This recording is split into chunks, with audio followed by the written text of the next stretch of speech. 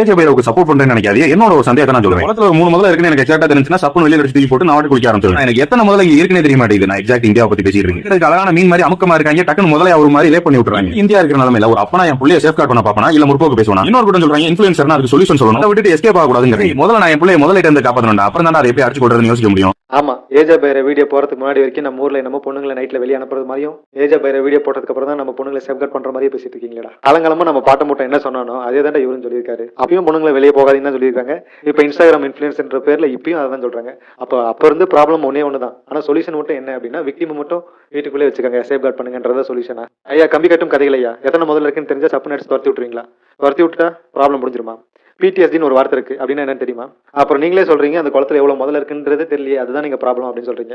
நாங்களும் அதுதான் சொல்றோம், அதுதான் எங்க ப்ராப்ளம். அதுக்கான சொல்யூஷன் வந்து விக்டிமை சேஃப்கார்ட் பண்ணியோ இல்ல வீட்டை விட்டு வெளியே வரக்கூடாதுன்னு சொல்றது இல்ல. எனக்கு ஒண்ணு மட்டும் புரிய மாட்டேங்குது.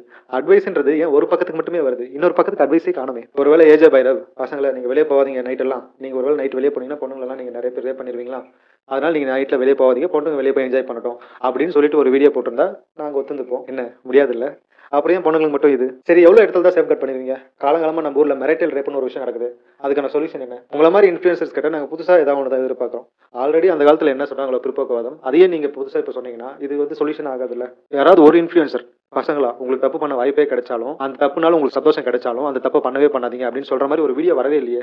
அந்த மாதிரி ஒரு கான்செப்ட் நான் பார்க்கவே இல்லையே. அது எந்த தப்பா இருந்தாலும் சரி, அது பொண்ணுங்களுக்கா இருந்தாலும் சரி, பசங்களுக்கா இருந்தாலும் சரி. ஆனா இங்க மேக்ஸிமம் பொண்ணுங்களுக்கு மட்டுமே தான் அட்வைஸ் வருது, பசங்களுக்கு அட்வைஸே காணும்.